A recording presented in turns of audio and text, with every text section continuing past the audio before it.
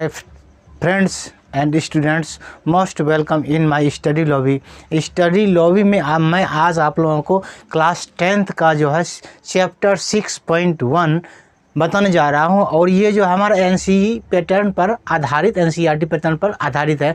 तो मैं आज आप लोगों को एक्सरसाइज 6.1 का जो है कुछ ब्लैंक्स है जो कि भरने के लिए बताऊंगा, और इससे पहले वो जो ब्लैंक्स है किस चीज़ पर आधारित है, उसका बेसिक कॉन्सेप्ट क्या है, मैं इसके ऊपर थोड़ा सा चर्चा करूंगा। तो वो जो है 6.1 का जो ब्लैंक्स है, खाली स्थान को जो भरने के लिए दिया गया है, उसमें से जो है उसमें त्रिभुज, वृत्त, चतुर्भुज वगैरह वगैरह का चर्चा है उसमें, और सर्वांगसम और समरूप दो चीज़ का जो है मुख्य रूप से चर्चा है।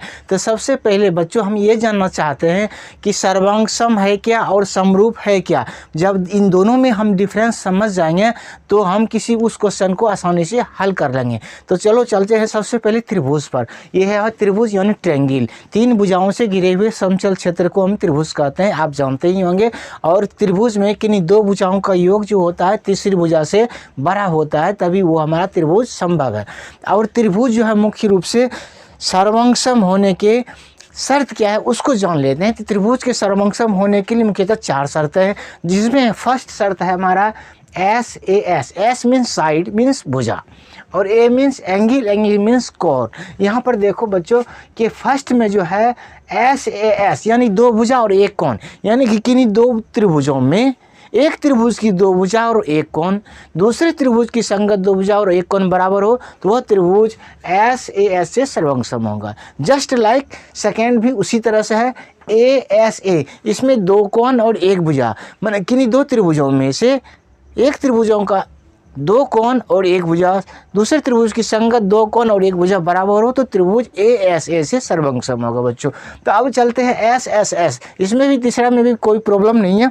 एस एस एस का मतलब है तीनों भुजा, यानी कि दो त्रिभुजों में से एक त्रिभुज की तीनों भुजा तथा दूसरे त्रिभुज की संगत तीनों भुजा यदि बराबर हो तो वो त्रिभुज जो है एस एस एस से सर्वांगसम होगा। अब चलते हैं चौथे पर। चौथा है हमारा आर एच एस। ये मुख्यतः समकोण त्रिभुज में लागू होता है। आर मीन्स राइट हाइपोटेनस कर्ण, यानी समकोण कर्ण और भुजा, यानी कि किन्हीं दो समकोण त्रिभुजों में से एक त्रिभुज, किन्हीं दो समकोण त्रिभुजों में से एक त्रिभुज की कर्ण और एक भुजा, दूसरे त्रिभुज की कर्ण और संगत कर्ण और एक भुजा जब बराबर हो तो त्रिभुज, वो जो दोनों त्रिभुज है आर एच एस से सर्वांगसम होगा बच्चों। तो आप समझ हो गए होंगे कि सर्वांगसम क्या है। सर्वांगसम यानी जिसका सब अंग समान हो वही हमारा सर्वांगसम होगा। कहने का मतलब एस फिगर मैं आपको बताता हूँ। जैसे एक ए बी सी एक त्रिभुज है, ए बी सी, और दूसरा एक त्रिभुज आपका डी ई एफ है, डी ई एफ है। ये आपका दो त्रिभुज दिया हुआ है। तो यदि आपका कोण ए बराबर कोण डी है दिया हुआ, ठीक है, और ए बी बराबर डी ई और ए सी बराबर डी एफ, तो कहने का मतलब क्या हुआ कि दो भुजा, ये भुजा इसके बराबर, ये भुजा इसके बराबर और एक कोण, तो हम क्या कह सकते हैं, दो भुजा और एक कोण। कहने का मतलब एस ए एस से सर्वांगसम होगा, है ना।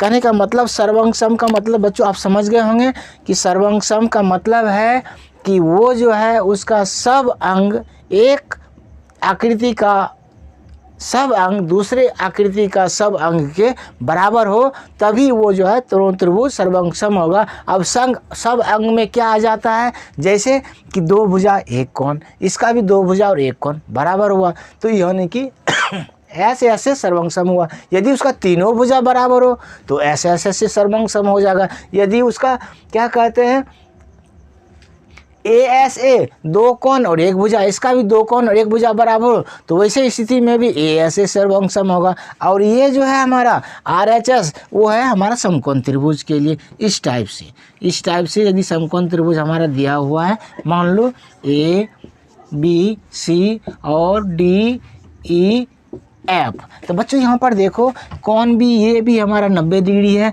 और कोण ये भी हमारा 90 डिग्री है, और त्रिभुज ए बी सी ए भी समकोण त्रिभुज है, डी एफ भी समकोण त्रिभुज है, तो इसमें जो है ए सी बराबर होना चाहिए हमारा डी एफ, यानी कर्ण बराबर होना चाहिए, और ये भुजा बराबर ये भुजा हो, अन्यथा ये भुजा बराबर ये भुजा हो। माने कि एक कर्ण और एक भुजा, कोई एक कर्ण और एक भुजा बराबर हो तो वो त्रिभुज जो है हमारा RHS से सर्वांग सम होगा बच्चों। अब चलते हैं समरूप पर। तो समरूप में क्या होता है, समरूप होने का मेन एक ही शर्त है बच्चों, वो समरूप, दो आकृति समरूप होने का मात्र एक ही शर्त है, वो है कि जिसके आकार समान हो, जिसके आकार क्या हो, समान हो, वह क्या होगा, समरूप होगा। अब देखो कि लेकिन अमाप समान होना आवश्यक नहीं है।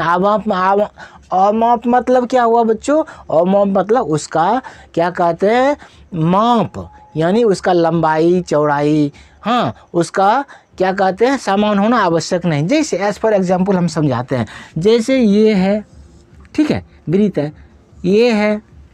ये है आपका, ये है, इसका क्या है, आकार क्या है, समान है, यानी वृत्त है तो वृत्त, सारे वृत्त है, तो वैसे स्थिति में ये सारे समरूप हो सकते हैं।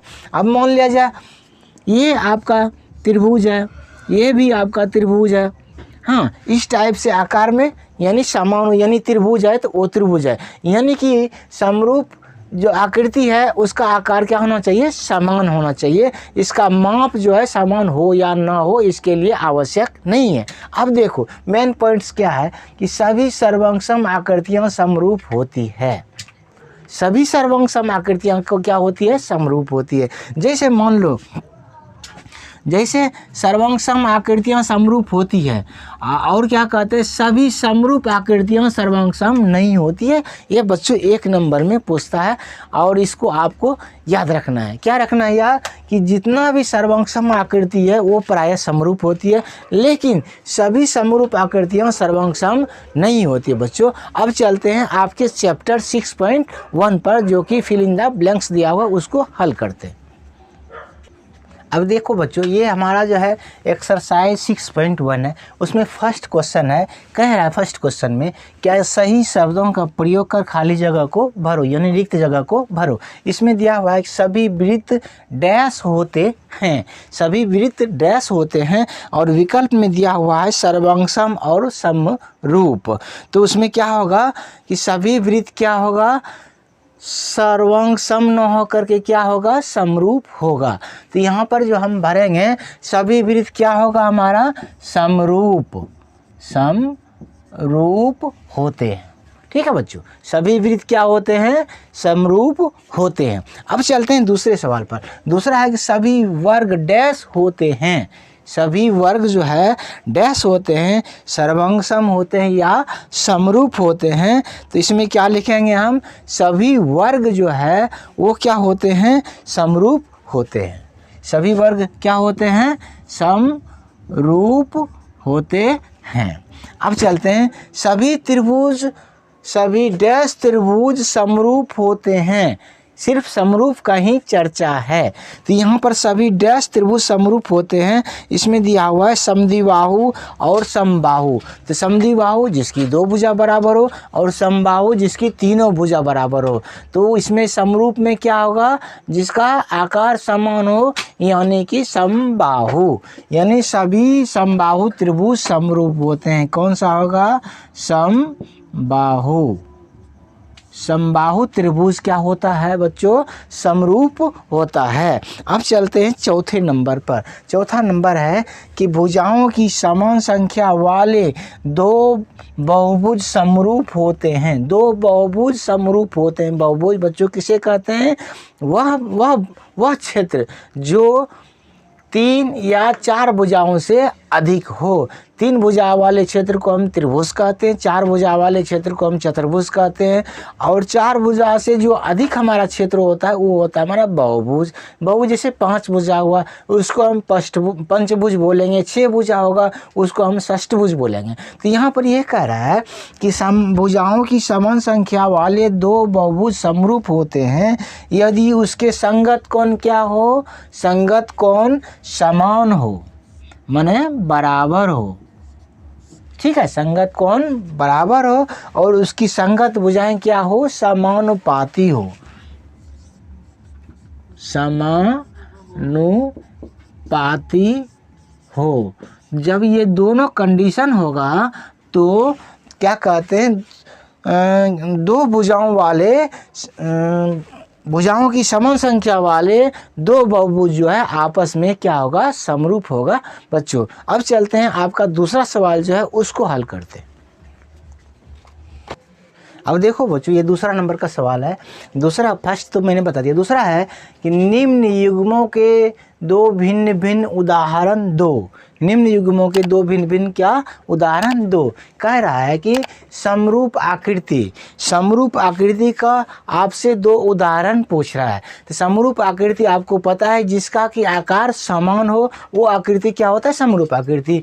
जैसे इसमें फर्स्ट में हम ले सकते हैं कोई भी आयत, कोई भी क्या कहते हैं, कोई दो आयत लेते हैं, कोई दो आयत ले लेते हैं हम, ठीक है। कोई दो आयत ले लेते हैं जो कि समरूप होगा, और कोई दो वर्ग ले लेते हैं जो कि समरूप होगा। तो इसमें जो है हमारा समरूप आकृति में कोई दो आयत हो गया और कोई दो वर्ग हो गया। अब चलते हैं ऐसी आकृतियाँ जो समरूप नहीं हो, ऐसी आकृतियाँ जो समरूप नहीं हो तो उसमें क्या ले सकते हैं। जैसे एक हम विषमबाहु त्रिभुज लेते हैं और दूसरा समबाहु त्रिभुज लेते हैं। अब देखो बच्चों, विषमबाहु त्रिभुज जिसकी कोई भी भुज आपस में बराबर नहीं हो, ठीक है, वो विषमबाहु त्रिभुज हो गया। और एक समबाहु त्रिभुज जिसकी सभी भुजा आपस में बराबर हो, तो दोनों में तो डिफरेंस है। जब दोनों में डिफरेंस होगा तो वैसी स्थिति में दोनों आकृतियां जो है समरूप नहीं होगी। और दूसरा, जैसे हम लेते हैं कि एक समबाहु त्रिभुज और एक दूसरा समकोण त्रिभुज। तो समबाहु त्रिभुज जिसकी तीनों भुजा बराबर हो लेकिन एक भी कोण समकोण नहीं हो, लेकिन समकोण त्रिभुज में क्या है कि कम से कम एक कोण समकोण हो। कहने का मतलब दोनों में डिफरेंस है। जब दोनों में डिफरेंस होगा तो ऑटोमेटिक जो है हमारा त्रिभुज समरूप नहीं होगा बच्चों। तो सेकंड क्वेश्चन आपका हल हो गया। अब चलते हैं थर्ड पर। थर्ड क्वेश्चन में ये है हमारा है कि दो चतुर्भुज है और आपको बताना ये है कि ये दोनों चतुर्भुज जो है समरूप है या सर्वंगसम है। तो आपको पता ही है कि समरूप का कहने का मतलब कि उसका रूप और आकार तो समान होना चाहिए, लेकिन माप समान होना आवश्यक नहीं है। यहाँ पर हम देखते हैं कि यहाँ पर जो है 1.5 cm, 1.5 cm, 1.5 cm है। ये PQRS एक चतुर्भुज है और दूसरा चतुर्भुज है ABCD। ABCD जो है ये दूसरा चतुर्भुज है। इसमें देखो क्या 3 cm चारों तरफ है, यानी ये क्या है हमारा एक वर्ग है। और ये क्या है हमारा एक क्या है, सम चतुर्भुज है। अब देखो बच्चों, यहाँ पर जो है क्या कहते हैं कि समरूप होने का मतलब उसका आकार समान होना चाहिए। आकार में तो समान है, आकार में तो समान है। ये चौकुट्टा है, ये भी चौकुट्टा है, लेकिन दोनों के चौकुट्टे में डिफरेंस क्या है कि ये जो है 3-3 cm का है, एक वर्ग के साइज का है, और ये है सम चतुर्भुज। ये क्या हो गया हमारा, ये हो गया सम चतुर्भुज। ये क्या हो गया हमारा, वर्ग हो गया। अब देखो बच्चों, तो यहाँ पर हम ये देखते हैं कि समरूप कब होता है, जब या तो दोनों वर्ग हो तभी वो समरूप होगा, या दोनों आयत हो, यानी दोनों की आकृति समान हो। तो यहाँ पर जो एक वर्ग है और एक सम चतुर्भुज है, तो दोनों की आकृति तो समान नहीं है, हालांकि चतुर्भुज है लेकिन इसका जो है आकृति समान नहीं है, इसीलिए ये समरूप है या नहीं आप खुद डिसीजन ले सकते हैं। तो यहाँ पर प्रश्न कह रहा है कि क्या यह एक समरूप है, क्या यह समरूप है। तो हम क्या लिखेंगे आंसर में, नहीं, यह समरूप नहीं है। तो बच्चों आज मैं आप लोगों को इतना ही, फिर अगले वीडियो में मैं आपके लिए आपका जो सेलेक्टेड क्वेश्चन होगा आप कम से कम हम लोगों के में भेजिए, मैं आपको उसको हल करके आप लोगों को क्या कहते हैं बताने का कोशिश करूँगा। मिलते हैं अगले वीडियो में। Thank you.